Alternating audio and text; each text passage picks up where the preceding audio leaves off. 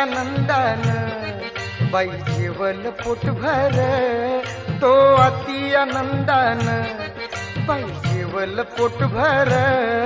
Bhima Awade